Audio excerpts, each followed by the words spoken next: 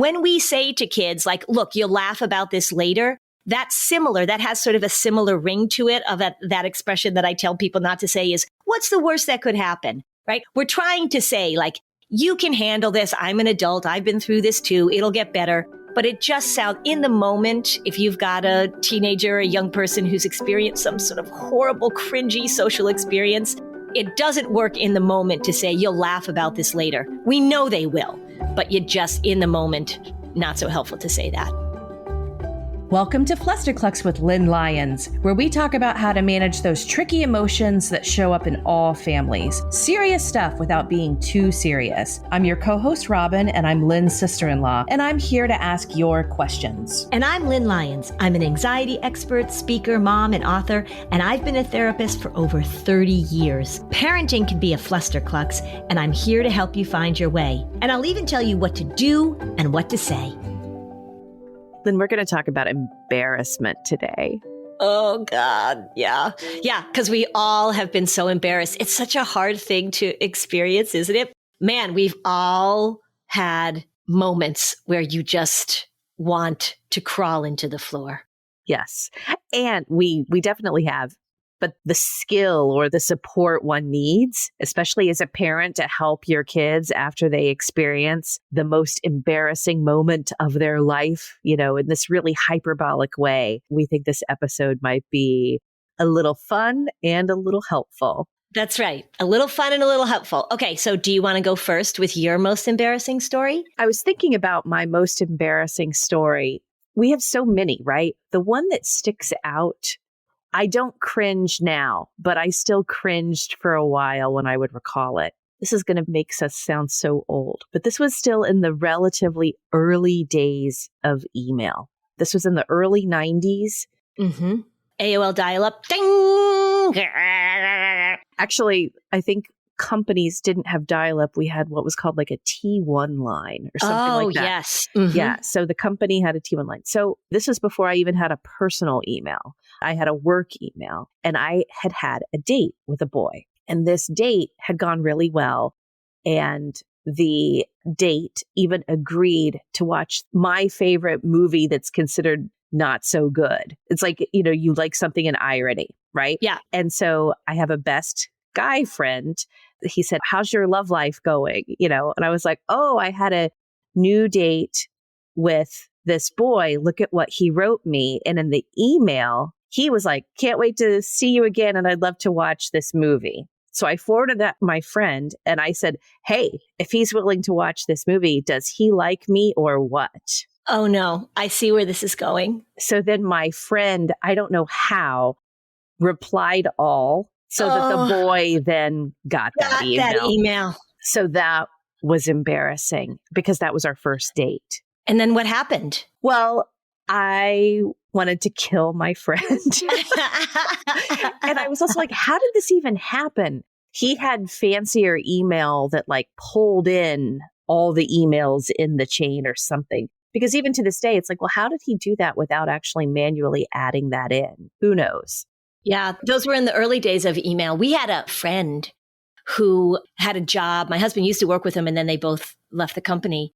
But he wrote that email about the president of the company, rah, rah, rah, rah, rah, and sent it to everybody in the company. Mm. And you know what? He got fired. Ooh, I didn't get fired, but the boy and I dated for a couple of months. Oh, you did? Yeah. Okay. All right. So he handled it. Yeah. Okay. So here's my most embarrassing. Well, I have two. One I can't tell you because it's really funny, but I'm not going to tell you. Well, you'll tell me, but you're not going to tell all of our listeners. Right. Have I told you about the behind the chicken coop story? No. Oh, okay. So tuck that away and I'll share it with you at some point. Okay. So that was just mean to everyone listening now. Okay. Well, maybe someday I'll tell it. That'll keep listening. And maybe someday I'll tell the behind the chicken coop story. So my story is I was in 10th grade, going into 10th grade. And I played tennis all the time when I was a kid. I played a lot of sports, but that was my favorite thing to do. And I played a lot with guys. I liked hitting the ball with guys. And so my mixed doubles partner was a person named Steven.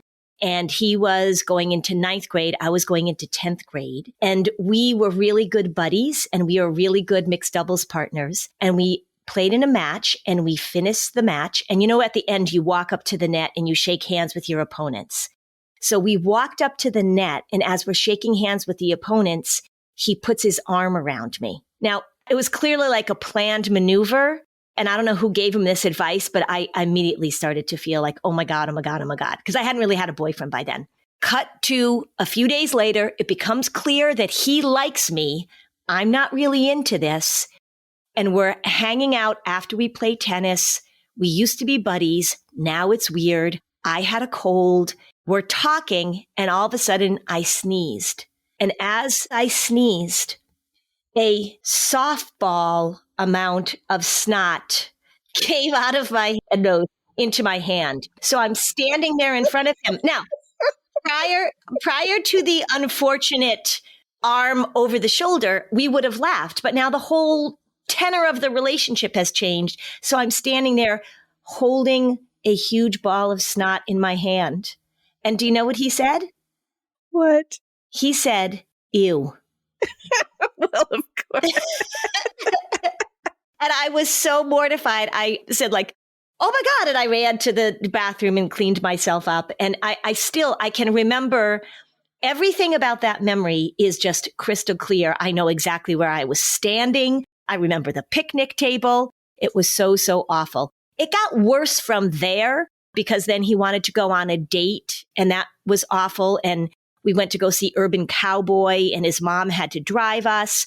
And I cried before the date. I cried after the date. And so it was bad. And then we went back to just being friends who play tennis together. But it was a very, very difficult 2 weeks in the life of little 15-year-old Lynn Lyons. Wow. Yeah. Both of us have maybe an even more embarrassing story that neither one of us really want to share on the podcast. But I think that everyone has these. Mm-hmm. Everyone has these. Yes. And they become funny tales later. What's the expression? You'll laugh about this later. Well, and that's the hard thing. Like if you have a child who has an embarrassing situation, particularly if they're in middle school or high school and something embarrassing happens, we know that later on, this will be a story that they'll tell and it will be funny. And as an adult looking back on their teenage years, everybody can relate to it. But man, in the moment, it just is terrible. And when we say to kids, like, look, you'll laugh about this later, that's similar. That has sort of a similar ring to it of that expression that I tell people not to say is, what's the worst that could happen, right? We're trying to say, like, you can handle this. I'm an adult. I've been through this too. It'll get better. In the moment, if you've got a teenager, a young person who's experienced some sort of horrible, cringy social experience, it doesn't work in the moment to say, you'll laugh about this later. We know they will. But you just, in the moment, not so helpful to say that. Yeah. You just got to throw at them just a ton of empathy. And if it's somebody who you know tends to go catastrophic and you've talked about that, you could point it out that right now, I know this is super embarrassing. It happens to everybody. Let's not go catastrophic with this. You just want to make sure that you don't, from your adult perspective, make light of it because they haven't gotten to the place where it's funny yet. That takes time. Right. Well, we asked our listeners to share some of their most embarrassing stories, and we'll go over those when we come back after the break. Robin, I'm not a big fan of the grocery store. I mean, at least going to the grocery store. And man, when my boys were little, it was so challenging. Thrive Market is the solution I wish I had when my boys were small. It's designed to be the go-to for all of a family's grocery and household essentials. Yes, it's the convenience of getting it all shipped to your doorstep, and it's a huge time saver. And it's like all of those natural little snacks that our kids eat that you just need to buy in bulk and have on a regular delivery. You save money on every single order. On average, people save over 30% each time. On top of the massive savings on each order, Thrive Market has a deals page that changes daily. So you get cash back on so many brands, and they have a price match guarantee. So not only does Thrive Market save money, but they also save you time. And who doesn't want to save time? I love the filters on their website or their app. There are over 70 filters to choose from. You can curate your own shopping experience with the click of a button. And not to mention any food allergies in your house, which is so helpful for us. When you join Thrive Market, you're also helping a family in need with their 1-for-1 membership program. You join, they give. Join Thrive Market today and get 30% off your first order, plus a free $60 gift. Go to thrivemarket.com/Flusterclux for 30% off your first order, plus a free $60 gift. That's THRIVE market.com/Flusterclux. thrivemarket.com/Flusterclux. Lynn, has this happened to you? You've been stewing about a health problem you have. You almost resort to texting our family chat to get everyone's opinions. As an anxiety expert, people worry about their health a lot, and it is not effective to go down that rabbit hole. Though our family chat might still be better than Instagram or TikTok. It probably is, actually. But you can find medical advice from a doctor on ZocDoc. Thousands of medical professionals on ZocDoc are there to help you, and they listen like a friend and give you the expert care you need. ZocDoc is the only free app that lets you find and book doctors who are patient reviewed, take your insurance, are available when you need them, and treat almost every condition under the sun. When you're not feeling your best and you're just trying to hold it together, finding great care shouldn't take up all your energy. You just book an appointment with a few taps in their app and you can start feeling better with ZocDoc. Yeah, so go to ZocDoc.com/Fluster and download the ZocDoc app for free. Then find and book a top-rated doctor today. Many are available within 24 hours. That's ZocDoc.com/Fluster. ZocDoc.com/Fluster.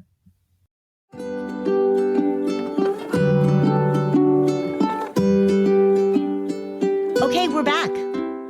So, Lynn, here's a question or a way to think about this. Within the framework of striving for emotional management, sometimes if we're talking about emotions that are pretty prevalent and they're part of our daily experience, sometimes it's harder to separate and look at those under the microscope, shall we say. But a moment of embarrassment is an interesting and illustrative example because here's a one-off, very, very powerful emotion, specifically because of something happening. And then you realize, okay, well, how do I manage this? That feeling and those really powerful feelings are stemming from a direct moment in time when you realized you were embarrassed, right? This wasn't some like chronic pattern. So all of a sudden you're dealing with this like intense feeling of embarrassment and shame, and having skills of kind of coming down from that is a good goal, right? Yeah. Well, because it's a moment of vulnerability, right? It's a moment of something took you by surprise. And those moments where all of a sudden the world tilts on its axis a little bit, you don't know what to say. If people talk about being embarrassed, they say, oh, I didn't know what to say. I felt frozen. I wanted to run away. Those are all sort of moments of embarrassment, moments of vulnerability where it's hard to just stay present. And remember, when you're embarrassed, when you feel that way, you go inside. So it is a conversation that you're having with you. And even after the embarrassing moment, you and you are discussing the embarrassing moment. You are not really taking into account that the other people didn't care that much, or that they're going to tell a funny story and that they're going to say, oh my gosh, this poor person, it happened to them and it must have been so embarrassing. You're not picking up on the empathy of the other people toward you. You are absolutely internally focused, and it becomes sort of the focus of your thoughts. And if you tend to ruminate, you can go back over it and over it. So it really has the ability, these embarrassing moments really have the ability to sort of grab on and hold on for a long time. And the skill that we want to talk about with our young people is to empathize. Oh my gosh, that must have been so embarrassing. Also, you want to stay away in that moment of telling your own embarrassing story. And I've said this before, that a lot of times when a child is feeling anxious or a teen is feeling anxious, this falls into the category of talk 85% less. You don't want to say, oh my gosh, when I was your age, blah, blah, blah. Maybe you could do that later, but in the moment of their embarrassment, as weird as this sounds, like, let them have their embarrassment. Don't step in and work so hard to take it away. empathize, normalize, but let them have it, right? Give them a hug. Say, oh my God. Even say like, oh my God, that sounds so embarrassing. We've all been through it. But don't launch into either trying to get rid of it or telling your story. Just let it be, because it's going to happen. And that's a really good skill as a parent too. Well, one of the things you often say when we're talking about teens and anxiety from social situations is that we don't want to trap ourselves by reassuring teens, no one's going to judge you. No one's looking at you. And what's interesting about this is in those moments, it's very easy when you've had something embarrassing happen. What you're actually doing is catastrophizing the judgment of others. That's right. And so if you don't front load the skill of learning to be okay with other people judging you, that embarrassment is going to sting a lot more. If you, with your kids, talk about, look, people judge, you just get through it. And it's just a good idea to not care. If you're a kid who has understood that and has been sort of thinking about that, and it comes up in conversation, it will help that embarrassment a little bit, wouldn't you say? Yeah, I wouldn't say to teach them to not care, because that's really hard. But I would say, you know what? People judge. If you do something embarrassing, people are going to judge. They might even talk about it. You might be the butt of the joke, and you're going to have to tolerate their judgment. You're going to have to tolerate, just like we have to tolerate other people's opinions. We have to tolerate other people's feelings, right? It's going to bother you, and you're going to get through it. So I misspoke. I said don't care when I meant tolerate, because to learn to tolerate these things, it's just being with it. Right. And we also want to make sure that we just don't ruminate about it, because embarrassing moments, particularly for somebody who's socially anxious, embarrassing moments, that's what you ruminate about. You go back over it. Oh, I shouldn't have said that. Why did I say that? When people are socially anxious, they're constantly assessing themselves to try and figure out what they did wrong or how they may have made a misstep.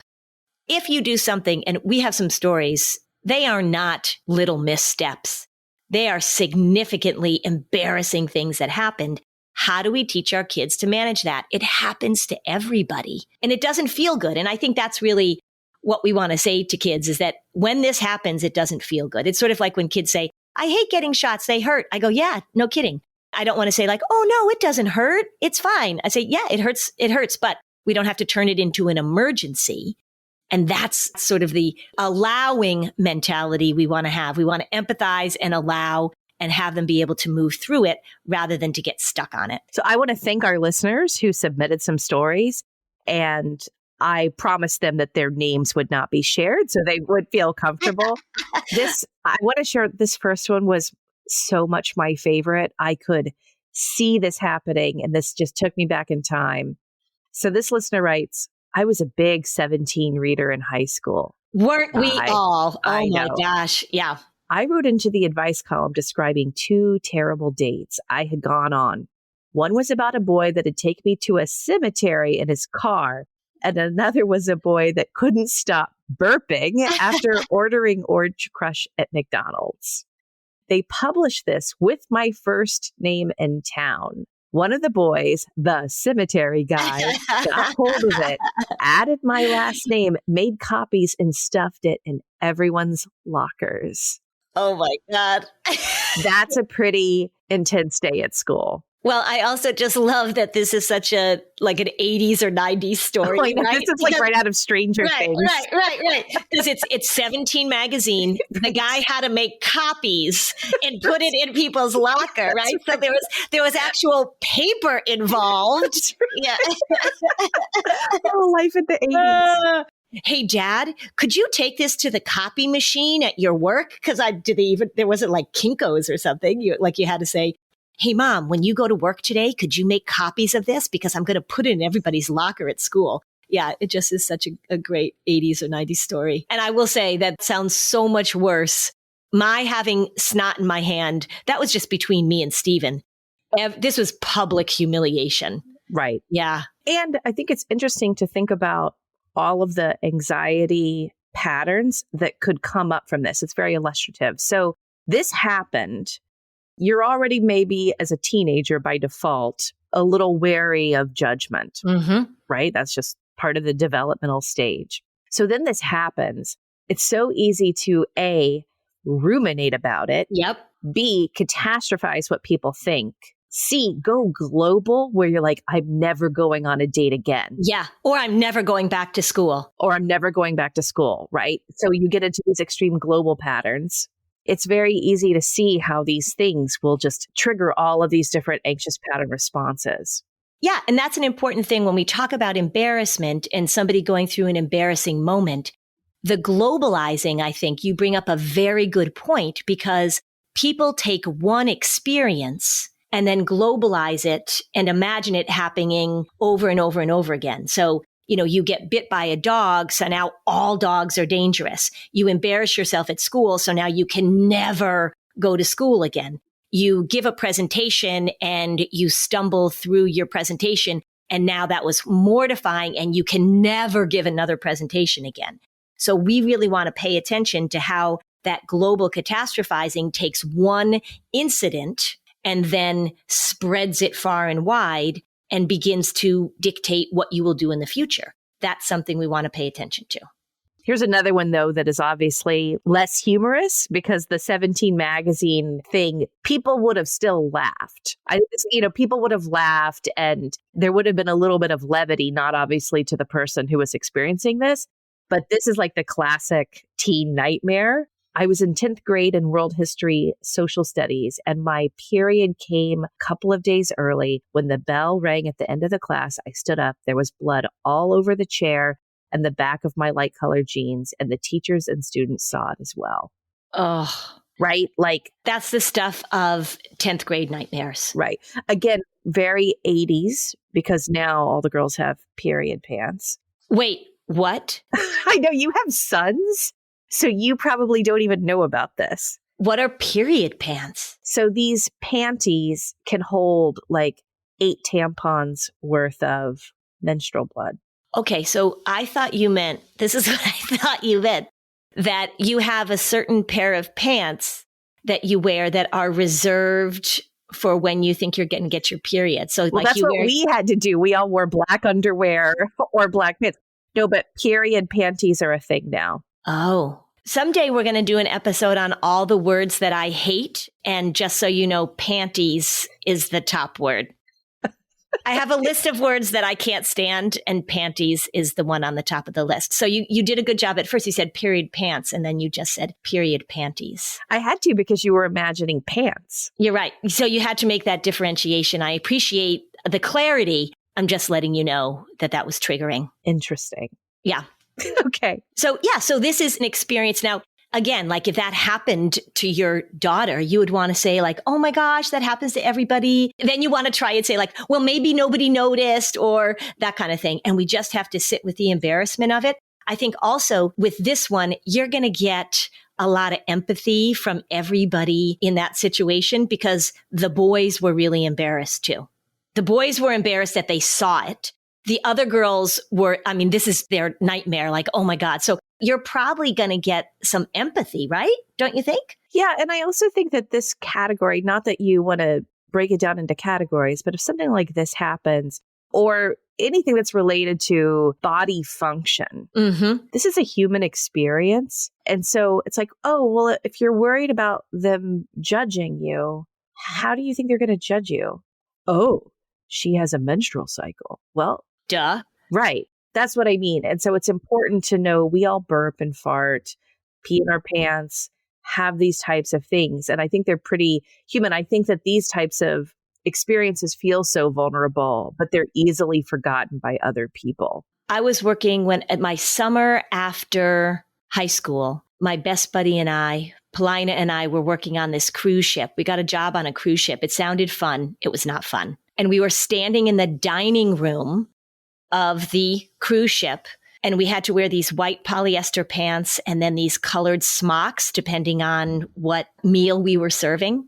And Paulina was standing across the dining room from me, and I made her laugh, which I was good at doing. And she started laughing and laughing and laughing. And then she started really laughing. And then I knew what was going to happen. And then she started really laughing because I knew it was happening.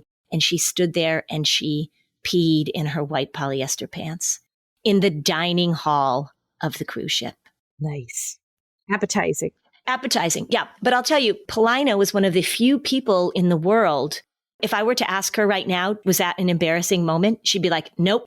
It was one of my greatest moments.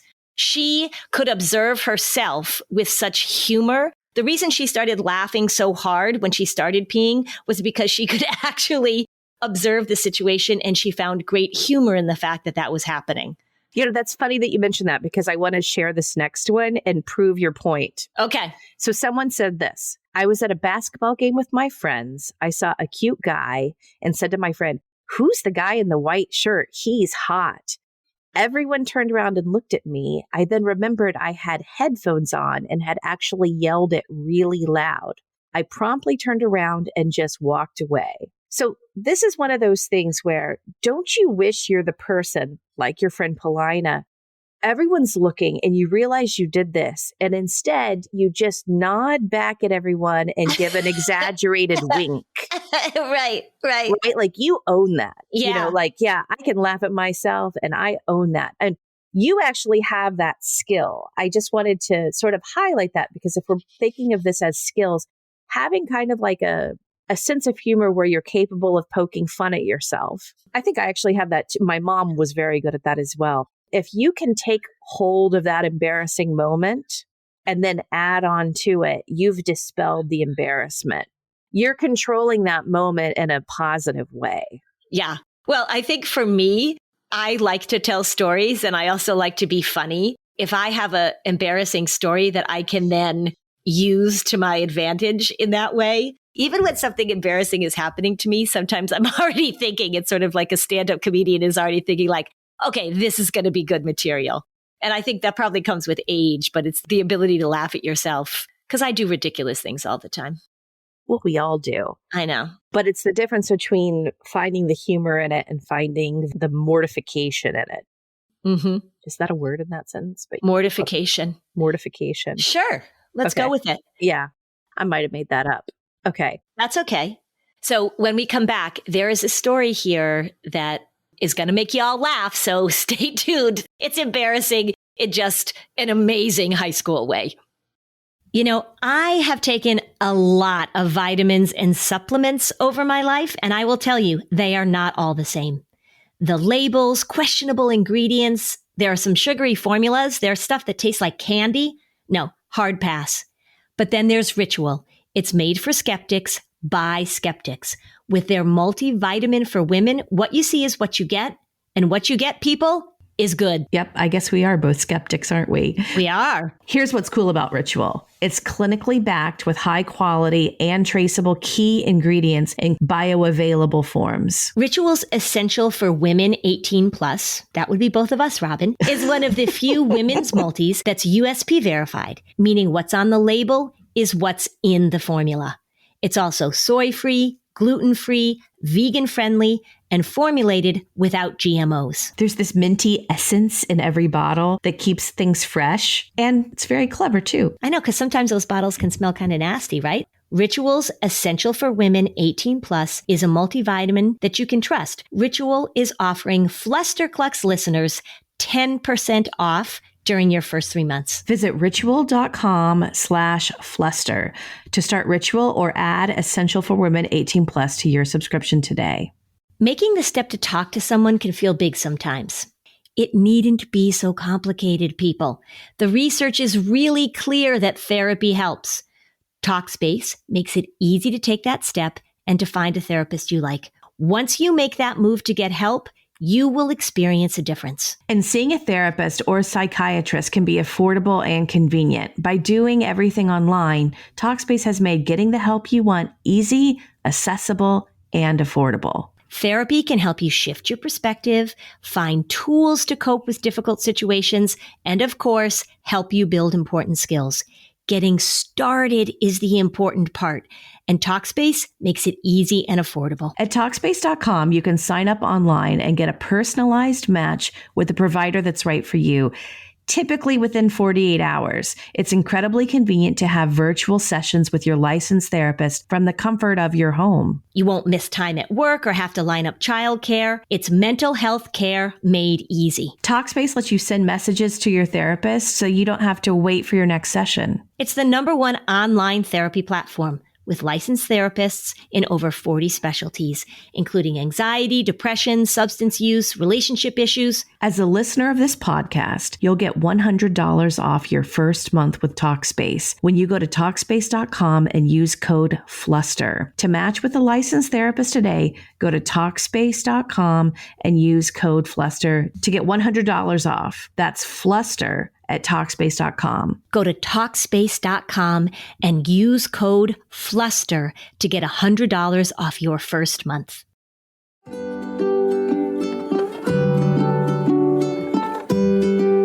Okay, so now back to the show. All right, we've got another one here.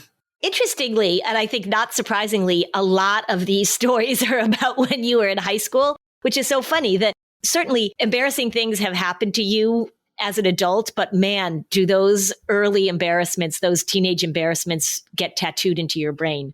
Well, I think that's also probably because the first time you're truly experiencing certain types of emotions, like you said, public humiliation or whatever, to that extreme, they become very memorable. I mean, maybe there's a reason, I don't know the science of memory, but it could be that when you experience specific emotions at a new level for the first time, it's going to leave a mark. And this is also just when you're just most socially, you start developing that social awareness, right? And adolescents feel things strongly. So those powerful emotions that you felt, they're right there. All right, so let me read this one. This is funny. When I was a freshman in high school, our little dog was sprayed by a skunk in the middle of the night. Parenthetically, that happened in our house too when we were kids. And my brother, your husband, took his pillow and ran and hid in the closet with his pillow because he didn't want his pillow to get contaminated. Okay. So, which is very... Was he 16 or 8? Yeah, that was 2 years ago. He was probably like 12. Wow. Yeah, that sounds like him. Yeah. Okay, so this dog gets sprayed by a skunk in the middle of the night. This wasn't an average skunk spray, though. I was asleep. My door was closed. The smell was so strong, it woke me up. I could literally taste the skunk spray in the air. Apparently, Holly, the little dog, took a direct hit, ran through the whole house before my mom, who'd gotten up to let her out in the middle of the night, even realized what had happened. Of course, by the time I went to school the next morning, I was nose blind and couldn't smell it anymore. From the minute I got in my neighbor's van for the ride to school, the nose wrinkling and comments started. The very worst moment, however, was when my socially awkward biology teacher... Everyone had one of those, too. Yeah. That's such a great phrase. My socially awkward biology teacher began sniffing around the classroom, finally making his way to me. He stood near me, leaned in, sniffing away in front of the whole class. Oh my God. I had to admit I was the one who smelled like Pepe Le Pew. So embarrassing. I couldn't go home because my poor parents had to attend a funeral where they also smelled like skunk, I would imagine, where they got a lot of side-eye looks. There wasn't anyone who could pick me up. Though I thought I might die at the time, I'm still here now to laugh about it. Yeah. You know, if I were her, I mean, gosh, that biology class image, I'm even picturing a teacher, right? I Like know, I've got me the too. picture, I've got the Yeah. picture in my head of the teacher. Those moments of the teacher moving closer and closer to her with the Jaws theme playing, that actually had to be the worst part of the whole Oh experience. my God. For her. Yeah. It's like a John Hughes movie, right? So you're sitting there and he just keeps coming closer and closer and closer. Oh my God. Like, please, please, please. I know. Yeah. Because that's like extended embarrassment. That's like Absolutely. you can see it happen. You know where this is going. Yeah. Oh my gosh. That is amazing. See? So now whoever wrote in this story, I hope that you have been able to tell this story and make people laugh the way that you just made us laugh, because that's what this is about. My mom had a couple of embarrassing stories that she loved to tell, and I was very young when I heard them. She would always talk about embarrassing things that happened to her on dates. She crawled into the back seat of a car and literally farted right in the face of her date who was climbing in, right next to her. Oh, God. There was another one where she was on a date. I'm still picturing this big 1960s car as well, where she accidentally, she was trying to look at the guy while he was talking to her, and the straw of her milkshake went right up her nostril. Oh, God. And then she turned when she realized this happened, she jerked, but then the straw came out and then just started flinging, milkshake everywhere. Yeah. All those little things. And so it was good for me to understand this stuff happens. Yeah. And I think that in your family, you can share these funny stories. You just don't want to share them right after your child shares it. Right. You have to share them in advance. Yeah. And they become sort of family lore, and it lets everybody laugh about it. And you're modeling for your kid that it was so embarrassing at the time, but you were able to get through it. And now you can have a sense of humor about yourself. So important to model that. The thing we don't want to do and the thing we don't want to show our kids is just taking everything so seriously, right? And just being so mortified and saying to your kid, I'm still not over it. Yeah, we want to be able to show kids how we can handle these things happening because it normalizes it. Of course it's going to happen. All of us have a farting story where we farted somewhere that we weren't supposed to fart. That's right. Or we emailed someone we weren't supposed to email, or it all happens. I think you brought up this good point where the listeners have to really check in with themselves. If your child tells you something similar to one of these stories, do you honestly know how you would react? And if you don't react, where you sort of reply in a mellow way, you remain calm, you show a lot of empathy, but you don't treat it like an emergency. Walk us through that fine line of a difference. I'll give you an example. When I hit a car during my driver's test, I was mortified. And so when I walked back into the DMV, my mom was there waiting for me. Of course, I was sobbing, and she opened her arms and she gave me a hug, and there was all the appropriate empathy. And then later I found out that everybody was laughing behind my back in my family. Like, she went home and said, oh my God, Lenny hit a car during her driver's test. And it was like, woohoo! But they didn't do that in front of me. I found that out much, much later. So it really is about helping your child in the moment, giving them the language. And, I'm sure she said something like, okay, this isn't the end of the world. We can schedule another appointment. You can come back and try again. So she went right into some problem solving and how we're going to deal with this. It really is about being where they are in the moment with empathy and support, not going into the catastrophizing with them. If they come home and tell you an embarrassing thing that they do, to say, oh my God, I can't believe you did that. Oh my God. Oh, right. You don't want to do that. You don't want to join them in their global catastrophizing. So it's this middle ground between being able to offer empathy and support, maybe a little problem solving if need be, maybe not, depending on the situation.